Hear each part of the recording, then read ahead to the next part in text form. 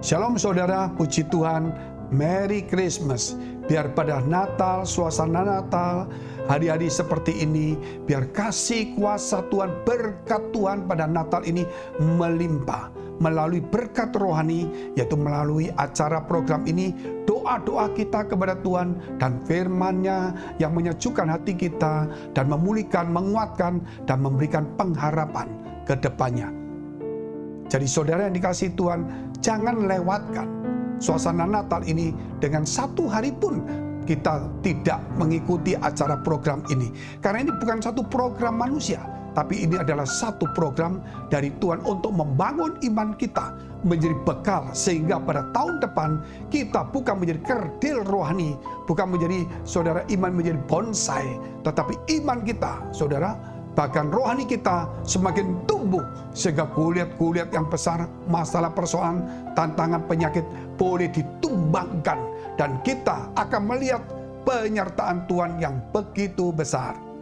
Mari kita tunduk kepala, kita berdoa. Terima kasih Tuhan, terima kasih Engkau memberkati setiap kami, biar pada suasana Natal ini kasih-Mu, kuasa-Mu, berkat-Mu Tuhan boleh melimpah dalam hidup kami, sehingga kami boleh mengumpulkan firman-firman Tuhan dalam hati kami, sehingga boleh berbuah, dan sehingga kami boleh berjalan dengan iman dan rohani kami. Biar Roh Kudus menyertai kami di dalam nama Tuhan Yesus Kristus. Biar yang sakit, yang punya masalah, persoalan, tantangan diberikan kekuatan, yang sakit juga diberikan kesembuhan, diberikan pemulihan. Dalam nama Yesus semua diberkati Tuhan. Haleluya. Amin. Puji Tuhan saudara yang dikasihi Tuhan. Biar hari ini kita akan melihat tentang Roh Kudus dan lawatan Tuhan. Roh Kudus dan lawatan Tuhan. Mari kita membaca firman Tuhan dulu di dalam kitab Lukas pasal 1 ayat 67. Dan Sakaria ayahnya, yaitu ayah daripada Nabi Yohanes Pembaptis, penuh dengan Roh Kudus, lalu bernubuat katanya. Saudara, kita tidak lagi berbicara siapa? Imam Sakaria. Imam Sakaria itu adalah orang yang berjumpa dengan Gabriel, sehingga Gabriel menubuatkan dia akan punya anak dalam usia yang tua. Walaupun tidak mungkin menjadi mungkin. Sehingga kemudian dia pada saat anak itu lahir, dia menyebut namanya itu Yohanes, yang bukan nama dari kerabatnya. Kemudian mulutnya terbuka, dan saat itu dia penuh Roh Kudus dan bernubuat. Saya ingin supaya setiap kita semuanya itu pada Natal ini boleh dipenuhi Roh Kudus. Karena pada Natal, sebelum Natal pun saudara, bahkan setelah Natal, waktu Yesus naik ke surga, waktu Yesus meninggalkan kita, itu peranan Roh Kudus begitu luar biasa sekali. Dimulai dulu dari kita melihat bagaimana Maria itu dipenuhi Roh Kudus, bagaimana Elizabeth dipenuhi Roh Kudus, bagaimana namanya Yohanes Pembaptis, dia mulai melonjak dalam Roh Kudus. Kemudian kita tahu bahwa Yesus dikandung dari Roh Kudus. Kemudian kita melihat Sakaria itu juga penuh Roh Kudus. Dan tentu kita akan melihat juga bagaimana Yesus itu memenuhi orang dengan Roh Kudus. Sampai kemudian Pentakosta, saudara, yaitu orang-orang penuh dengan Roh Kudus. Jadi Roh Kudus itu saudara pada saat Natal ini peranannya sangat penting. Oleh karena itu jangan kita ini hidup di dalam pikiran kita. Jangan kita membaca firman hanya satu teori, tetapi ada satu oknum pribadi, yaitu Roh Kudus yang akan mengajar kita, yang akan menginsyafkan kita, yang akan menuntun, membimbing kita, yang akan menguatkan kita, menghibur kita, dan memberikan kepada kita kemenangan. Sehingga hari ini saudara, setiap orang yang percaya melekat kepada Tuhan Yesus, sehingga apa yang dikatakan Immanuel, Allah beserta kita. Sebab itu Roh Kudus dan lawatan Allah luar biasa pada Natal ini. Walaupun kita hanya mendengar cuma 8 menit firman ini, tetapi bukalah hatimu, karena Roh Kudus akan memenuhi kita semuanya. Lawatan Allah akan terjadi, sehingga kita boleh melihat masa depan kita, sehingga perkataan kita bukan sia-sia, tetapi perkataan kita mengandung hiburan, kekuatan, nubuatan untuk yang baik ke depan bagi diri kita dan orang di sekitar kita. Kita lihat terus ayat selanjutnya, 68-70. Terpujilah Tuhan Allah Israel, sebab ia melawat umatnya dan membawa kelepasan baginya. Ia menumbuhkan sebuah tanduk keselamatan bagi kita di dalam keturunan Daud, hambanya itu. Seperti yang telah difirmankannya sejak purbakala oleh mulut nabi-nabi yang kudus. Bagaimana ketika Zakaria penuh Roh Kudus, dia mulai menubuatkan bahwa keselamatan itu datang di dunia ini.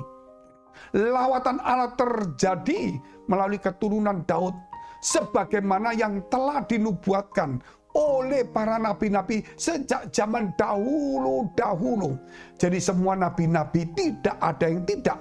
Saudara, semuanya akan menyampaikan nubuatan tentang Yesus Kristus. Itulah Natal, itu momentum terbesar. Saudara, apa yang dikatakan oleh para nabi ribuan tahun, berapa puluh nabi, orang suci, orang kudus, ratusan semua raja-raja telah menubuatkan Yesus Kristus yang akan turun sebagai tanduk keselamatan yang menunjukkan bahwa Allah lah Dia. Dialah Tuhan yang melawat umatnya, saudara. Sehingga saudara, hari-hari seperti ini jangan lagi kita tidak percaya, tapi biarlah keselamatan itu kita terima. Dan lawatan Tuhan terjadi dalam kehidupan kita, dalam keluarga kita, pekerjaan kita, dan di dalam gereja kita juga. Sehingga setiap orang ketika Allah melawat umatnya, yang mati pun akan dibangkitkan. Seperti ketika dia berjalan menuju kota Nain, dia berjumpa dengan seorang janda yang menangis karena anak tunggalnya mati. Maka dia menghampiri dan berkata, "Jangan sedih, jangan menangis." Maka anak itu dikatakan, "Bangunlah." Maka anak itu menjadi bangun kembali.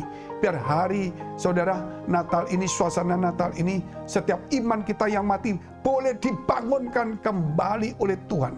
Biar kasih kuasa Tuhan boleh muncul dalam kehidupan kita. Sehingga kita jangan sampai satupun orang di antara kita tidak menerima lawatan Tuhan dan tidak menerima Roh Kudus.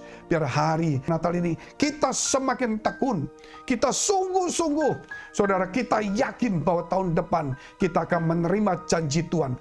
Visi-visi Tuhan akan terjadi sebagaimana disampaikan oleh para nabi, terutama di gereja kita, oleh hamba-hamba Tuhan yang juga saya melihat akan ada ratusan anak muda, bahkan lebih, dipakai Tuhan untuk kegerakan di akhir zaman sampai di seluruh dunia.